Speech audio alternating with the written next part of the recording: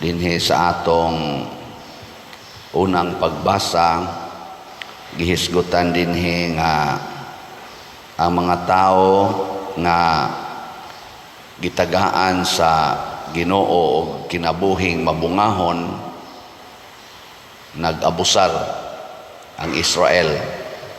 Matod pa diri sa dihang midaghan ang bunga niini, midugang usab siya pagpamuhat og mga halaran sa pag-uswag sa iyang nasod, gilig-on usab niya ang iyang mga haliging sagrado, kani mga sacred pillars nga para sa mga Dios-Dios. Perting sukuas Ginoo o silutan sila nga matod pa diri moingon na lang kuno sila ngadtos mga bukid tabuni kami sa kabungturan, moingon pangatumpag kamo kanako. Ang gustos Ginoo kuno nga ipugas ang binhi sa katarong aron maani ninyo ang bunga sa gugmang way paglubad. Kining pagpangita sa Ginoo mga igsoon, nagkahulugan ni siya nga dili nato sigihag pangita ang atong kaugalingon. Ang atong pangitaon ang naong sa Ginoo. Matod pa sa atong tubag Salmo, pangitaa kanunay ang naong sa Ginoo. Lingya imong tupad ing na ini kabuntag kinsang naong imong pangitaon. Ina ko no. Kay basin bag ang ato na lang yung naong sigihan natog tan-aw, sigihan natog usisa. Wa na ta mangita as naong sa Ginoo. So pangitaa kanunay nanglitan kamong mga asawa inig mata ninyo pangitaa ang naong sa Ginoo diha sa naong sa inyong bana. Ayaw diha sa inyong naong kay kung ang imong naong sigihan nimong tan-aw di ka kakita sa naong sa Ginoo diha sa imong bana. Ang naong sa Ginoo makita nato diha sa atong isig katao, dili sa atong kaugalingong naong. Kay kung concern na kay kas imong naong, mahimo na kang selfish, self-centered, self-righteous, mura na kag Ginoo.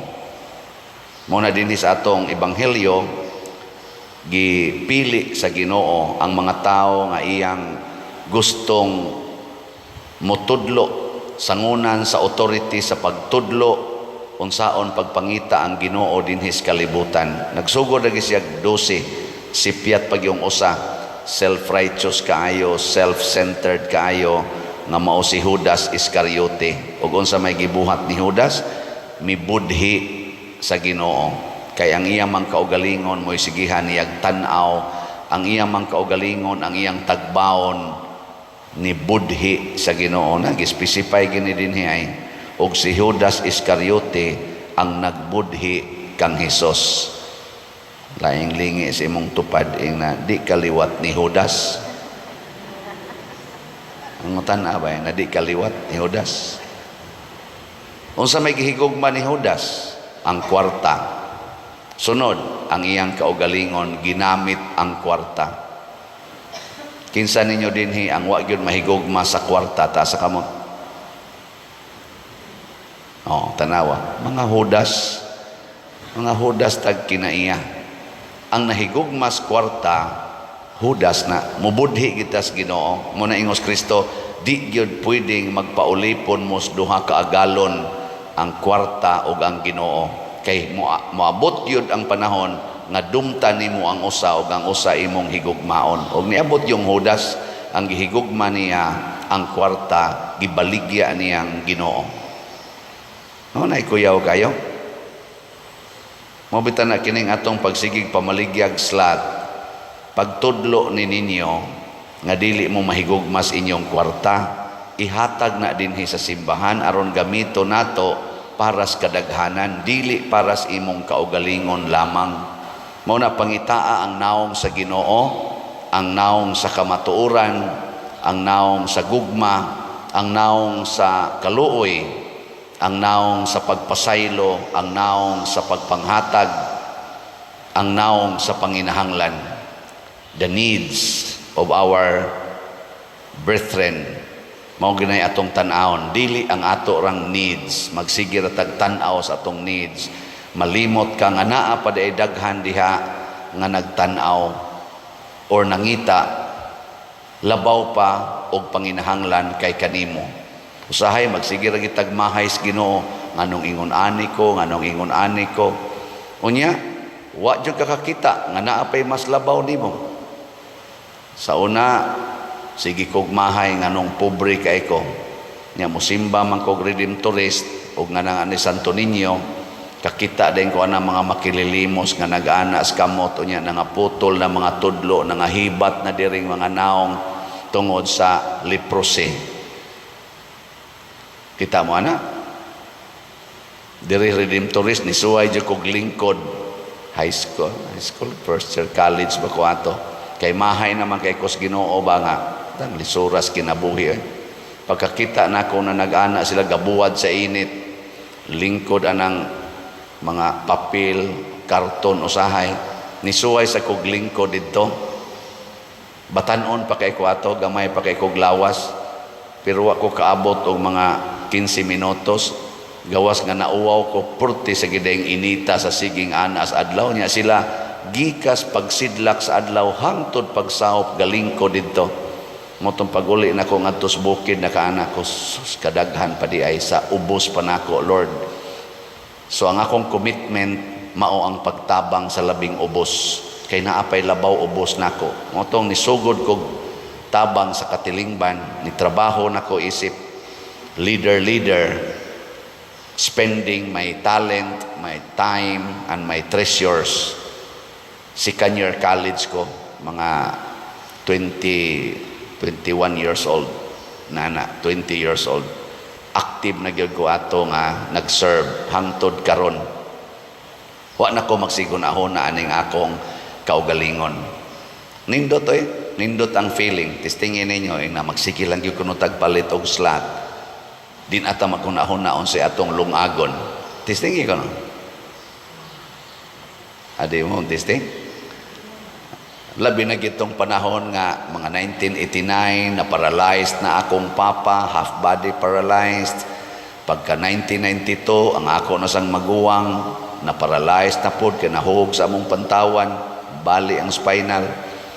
Katong panahon na grabe na gyud kay ito ang panginahanglan pero wa gyud ko mohonong sige lang yapon kog share ngadto sa katilingban. Wa mi higdaan ng tarong, wa mi kanan ng tarong, wa gani mi lutuan ng tarong, wa gani sira, way dornab ang among pultahan, hiktan lagpisi. Wa sa jud ko mauwaw nga nagtrabaho ko as officer na gani ko ato diha sa bangko. Wa jud ko nauwaw nga naman ang akong focus dili sa akong kaugalingon na as uban. Hangtod gyud na karon amo focus man sa ko panagsagay mo kuha man sa ko ginagmay ni akong stipend pero dako gyud nga porsyon ibalik ra gyud nako ngadto sa simbahan ngadto sa katawhan nga mas nanginahanglan dili ni ako pagpagarbo no nindot ang feeling kun ato ning buhaton kaysa magsigi tagtigom siging tigom magkusmod gyud na imong naong madugay na tanawan ning ato mga politisyan sigig away kay gusto man gyud nga ako gini di gyud ko ni ipanghatag ang akong posisyon magpabilin gyud kong senador magpabilin gyud kong congressman magpabilin gyud ko nga unsa pa diha mga posisyon apila nga ris barangay kapitan magpabilin gyud kong konsehal hangtod na gyud katapusan sa akong kinabuhi nga kung ako mahunong nako karinasang usa sige silang away tungod ana nga kay gusto yung magpabilin uy ipanghatag nas uban uy ipanghatag ngi katapusang lingi be ning na musugot ka ipanghatag na nimo ang imong mga bugas o kwarta sa silingan ning na musugot ka na panghatag na kanang agianan sa inyong yuta nga imong gikural gamay na lang kay agianan silingan ihatag na ang agianan ay nagkurala kanang karsada nga imong giparkingan sa imong sakyanan ihatag nas publiko kay para nas publiko ay nagparkingi sa imong sakyanan imog yung alihan ang publiko. Kanang imong tindahan nga nakaali na dihaan ang agianan sa publiko, ay kuhaan ay imo ra man ang tindahan para man sa imong kaugalingon. Ang publiko nang inahanglan man, adi ay pag liko na to diya, hapit yun masaghiri ang lubot atong nagpalit in taon ako. Ngano mag yung anhigit ang tindahas kilid, ang magpalit na nasdan, kita sang moagi, hapit sa taon. Yang basikdula na, kita'y pabayron. Kanang naninda mo ipabayra, ano ibutang na niya diyan tindahan. Ato ni hangyo na to mga barangay officials, irog-irog ka na sila jutay. Irog-irog jutay ba nga ang kanang mamalit anha sa gadaplis dahan, dili aris dahan magbarog. Kay ang tindahan na agis kilid dahan.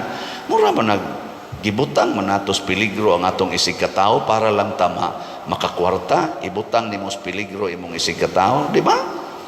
Mga lamisa anha ibutang sa karsada kay anha mangaon. Unsa man mong klasihas mga tao sa imong ang imong komportable kunuhay, hasulo nimo ang imong publiko, ang imong mga silingan aron lang ka komportable, magtutinambid pagkadihag kaon-kaon naa kas karsada, gadas imong lamisa ug mga lingkuranan, gara kay mustanan diha. Unsa man kang klasihas pagkatao? Di ba? Away noon, wag na manimbasan sila noon. Ana, wag siguro kasi nagbalikas na ko, nanasa, gisgutan na sa animal. Ana. Ay, ako ginang hisgutan, oy, kay may sanang makaton ta, maghuna-huna ta. Unsay maayo para sa publiko. Kay si Kristo gani, bisag tuan na siya sa langit, komportable kay siya sa langit, nanaog dinhi, aron mag-antos o magpakamatay para maluwas ta. Ang mga apostoles namiya sa ilang ginikanan, sa ilang mga balay, sa ilang mga pamilya, aron maghago o nagpakamatay para sa kaluwasan atong tanan. Ang mga santos nagpakamatay para tudluan ta unsaon pagpuyo o kinabuhi nga magkahiusa, magmalinawon ato ning padayonon. Muna pangitaa kanunay ang unsay pangitaon? Naong sa Ginoo. Manindog na ta katong nangita sa naong sa Ginoo.